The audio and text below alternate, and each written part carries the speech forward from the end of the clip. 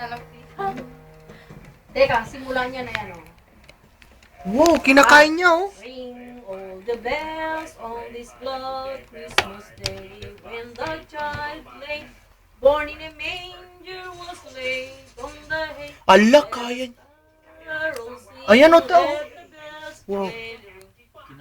Wala na yung, hindi na exist. Hindi na nag-exist ito yung kantang yan. Dahil hindi ko na alam eh. Ang ganda pa man din.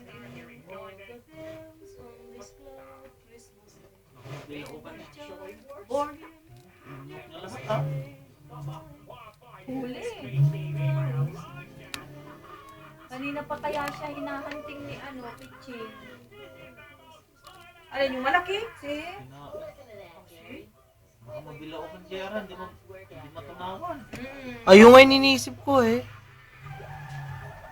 Pag mamatayan, JR, ibig sabihin dahil dyan sa grasshopper na malaki niya. Ano na yan, 5 araw na hindi mo papakainin.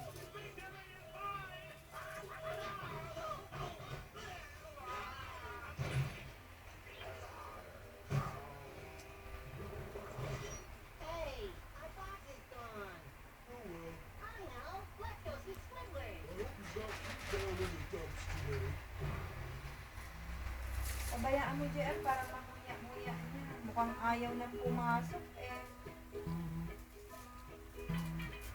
Ayun. Pumapasok, JR, no?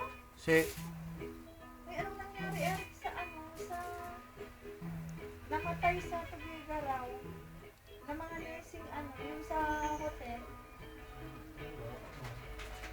Paano nang may kasalanan? Maraming kaso na iyan nila dun sa ano. Yung may-ari, dami rin 4 din yata na Oo. electrical. Pero, ang pinanggalingan, di ba, yung sa ilalim na pagawaan ng motor? Enseguida volvemos con las locas aventuras de Bob Esponja. Madaling kumalas kasi may Pero syempre may kasalanan rin ang may-ari doon kung kulang-kulang sila ng ng gamit. Ay, nanguya na niya. JR kasi lumalabas na dila niya eh.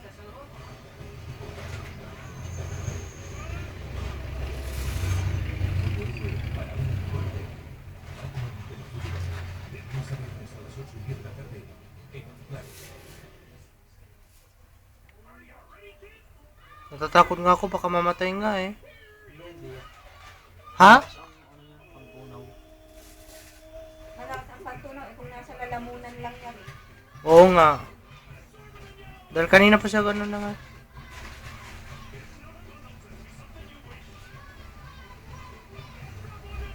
Yan, JR, kung yung yung ahas niya, kinakain ng buong tao eh.